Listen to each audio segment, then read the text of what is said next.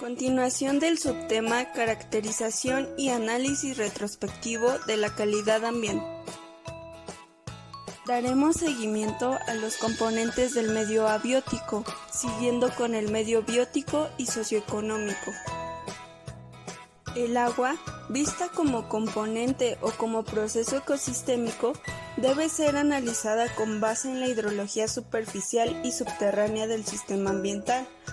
así como por los embalses y cuerpos de agua y la localización de acuíferos. Si se registra la posibilidad de que el proyecto pudiera afectar la calidad del agua, entonces es importante ofrecer información que describa cuál es el estado actual de la misma y determinar si existen otras fuentes de perturbación en el sistema ambiental. En caso de que el proyecto pudiera afectar a un acuífero, se debe hacer un análisis del uso actual del mismo,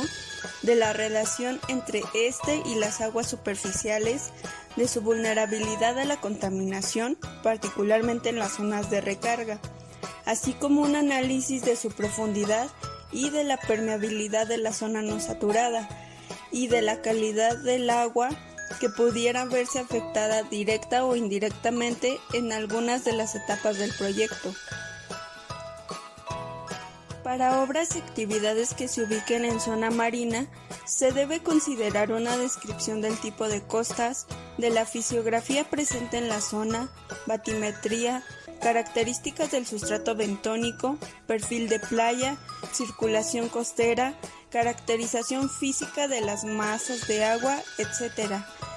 Dicha caracterización deberá ser representativa de las condiciones generales de la zona marina y litoral,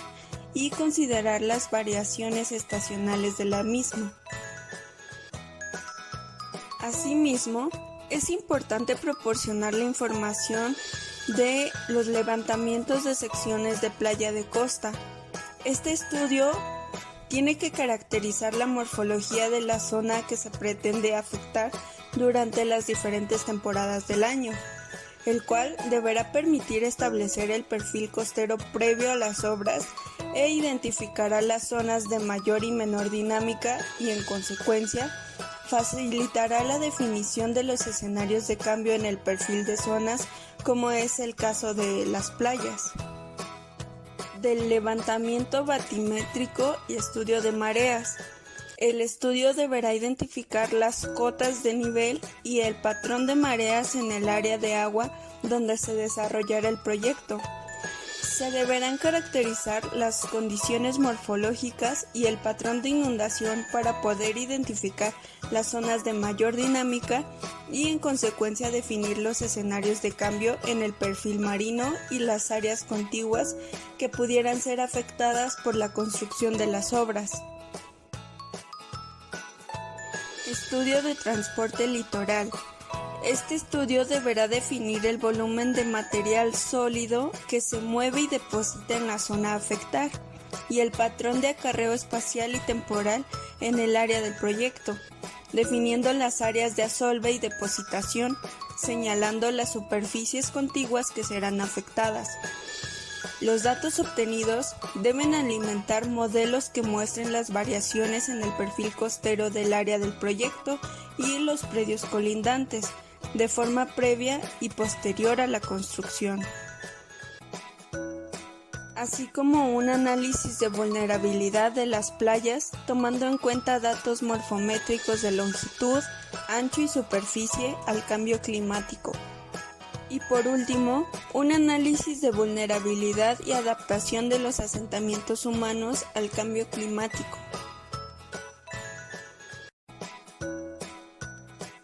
¿Sabías que el registro y análisis de información de base del aire será importante para proyectos que vayan a generar emisiones que alteren su calidad?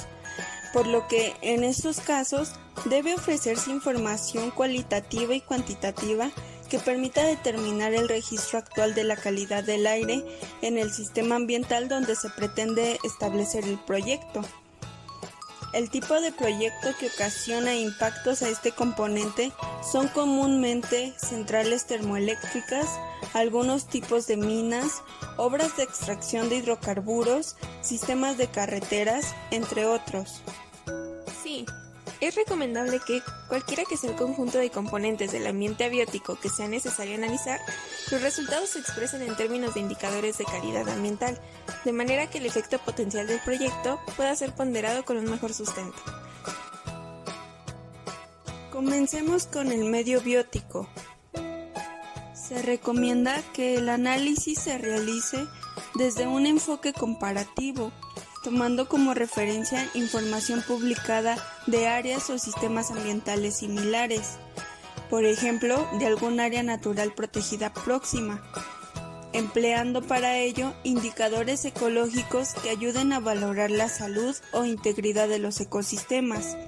Al respecto, pueden utilizarse indicadores basados en especies, en valores de diversidad biótica, biomasa y abundancia, o indicadores de integración como el índice trófico, coeficiente de contaminación, etc.,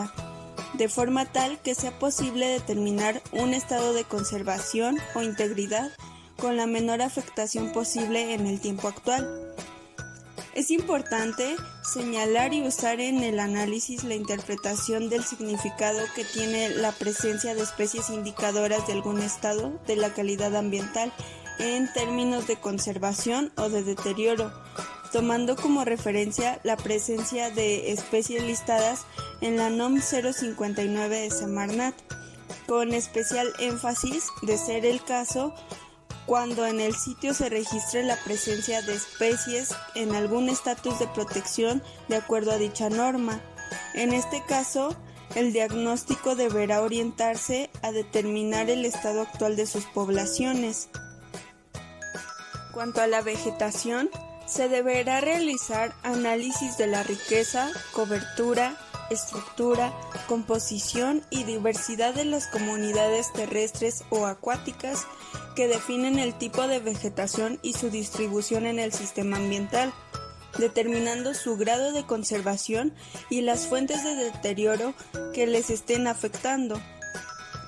Es necesario que se incluya la delimitación geográfica y la cobertura para cada uno de los tipos de vegetación presentes en el sistema ambiental y en los casos que por la superficie que se pretende utilizar una caracterización de la condición sucesional de los distintos tipos de vegetación. De igual forma, es altamente recomendable que se incluya un análisis comparativo del estado ambiental que reportan las principales comunidades para ofrecer una base que extrapole esa situación al resto del sistema ambiental. De identificarse especies con algún régimen de protección derivado de la normatividad nacional o internacional, deberá presentarse un análisis de la distribución e importancia de las especies de flora presentes en el sistema ambiental. Un rubro que no debe pasarse por alto en este aspecto es el relativo a la identificación y el análisis de los diferentes usos del suelo en el sistema ambiental. La importancia de este análisis deriva del hecho de que un nuevo proyecto incrementa el cambio del uso del suelo, al menos en el área donde dicho proyecto se establecerá y en su área circundante. La presentación de esta información debe enriquecerse con cartografía a una escala que facilite su análisis, con el fin de permitir la consideración y apreciación física espacial del tema. Para la fauna, se debe realizar análisis de riqueza, estructura y diversidad de las comunidades terrestres y o acuáticas que describan el tipo de fauna y su distribución en el sistema ambiental, determinando el grado de conservación y las fuentes de deterioro que le estén afectando, así como detectar y delimitar geográficamente las posibles áreas de anidación, de crianza o de alimentación en el área del proyecto y en el sistema ambiental. Asimismo, determinar si el sistema ambiental registra algunos puntos de paso en rutas migratorias que el proyecto pudiese afectar. Respecto a la composición de poblaciones y comunidades, la relación de especies de la fauna debe complementarse con la ponderación de sus poblaciones y con la proyección de su integración a la comunidad biótica del área. Es fundamental que este ejercicio se haga una presentación de cómo están estructuradas esas poblaciones y que se ofrezcan índices de diversidad y abundancia, sobre todo para las poblaciones de especies incluidas en algún estatus de protección previsto en la NOM 059 de Semarnat. ¿Sabías que un conocimiento adecuado de la comunidad biótica y de su distribución ayuda a identificar con bases firmes los probables impactos de un proyecto? En este sentido, resulta especialmente importante la identificación de poblaciones que, por sus características, puedan recibir impactos significativos. También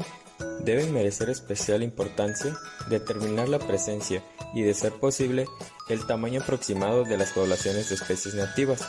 ya que ellas conforman un componente integral frecuente de un área específica que se ve influenciada con el tiempo, las condiciones del desarrollo y las alteraciones que sufren los ecosistemas a los cuales pertenecen. La condición de la biodiversidad es uno de los indicadores ambientales que mejor describen el grado de salud o integridad de los ecosistemas dentro del sistema ambiental, por lo que utilizando la información de caracterización de flora y fauna se debe poder realizar un análisis de este componente utilizando un enfoque de escalas que permita evaluar la condición a nivel local entre sitios como alfa, beta y gamma respectivamente, y utilizando atributos como la riqueza, diversidad, grupos funcionales o especies sensibles. Para la caracterización de la biodiversidad marina, se deberá ofrecer información sobre índices de riqueza y diversidad de especies para el área a afectar, considerando la porción marina y playa, así como las comunidades de flora, las de invertebrados asociados y las de los mamíferos marinos, así como aquellas que, derivado de los índices de diversidad, se identifiquen como importantes desde el punto de vista ambiental para la zona del proyecto, identificando también si existen especies indicadoras del grado de conservación o afectación de los ambientes presentes. La importancia de los ecosistemas radica en la compleja dinámica que sus comunidades vegetales, animales, de microorganismos y su entorno abiótico hacen funcionar como una unidad funcional. Por tal razón, es importante identificar y describir de manera concreta los procesos y las funciones de los mismos, particularizando el análisis de aquellos procesos o de aquellas funciones que potencialmente pudieran ser afectadas por el proyecto. Esto permitirá a la autoridad visualizar de manera objetiva cómo un proyecto puede afectar de forma positiva o negativa la dinámica antes mencionada. El consultor debe asegurarse de que incluyó en dicho análisis los rubros característicos que definen la estructura y la función de los ecosistemas, tales como las poblaciones animales y vegetales, composición, abundancia, especies indicadoras de determinados estatus ambientales, rutas migratorias, áreas de alimentación, anidación o crianza, corredores biológicos, relaciones tróficas, nichos ecológicos, biocenosis, sucesiones, etc. Para el caso de los ecosistemas marinos, se deberá describir su estructura y funcionamiento a lo largo del tiempo y el espacio, en función de la variabilidad y el cambio climático y las actividades humanas, considerando los procesos ecológicos de alimentación, reproducción, alumbramiento y crianza para el caso de comunidades bentónicas y de los mamíferos marinos. Para el medio socioeconómico,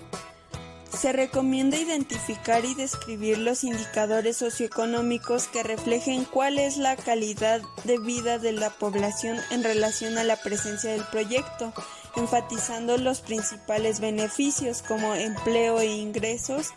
las afectaciones como los conflictos sociales derivados del desarrollo del mismo en el sistema ambiental y el grado de aceptación del proyecto por parte de las comunidades vecinas, señalando cómo se llega a esas inferencias. Por otro lado, se deberá considerar si el proyecto incide sobre el territorio en el que habitan comunidades indígenas, de acuerdo a la base de datos aportada por la Comisión Nacional para el Desarrollo de los Pueblos Indígenas, para que se establezcan los mecanismos de coordinación con la CDI y bajo los protocolos que se instituyan para realizar la consulta y demostrar el resultado de la misma para que se lleve a cabo el proyecto. En cuanto al paisaje, la inclusión de este componente en un estudio de impacto ambiental alcanza importancia sustantiva en aquellas áreas donde la calidad escénica pudiera alterarse de manera significativa con el desarrollo del proyecto. El paisaje se puede considerar como un ensamblaje de elementos y procesos naturales, por ejemplo una ANP, o como el resultado de la interacción de las actividades humanas con el ambiente, por ejemplo un viñedo. La visibilidad se entiende como el espacio del territorio que puede apreciarse desde un punto o zona determinada. Esta visibilidad suele estudiarse mediante datos topográficos tales como altitud, orientación, pendiente, etc. La calidad paisajística incluye 3 elementos de percepción. La primera son las características intrínsecas del sitio, que se definen habitualmente en función de su morfología, vegetación y puntos de agua. El segundo es la calidad visual del entorno inmediato, y este va a estar situado a una distancia de 500 y 700 metros.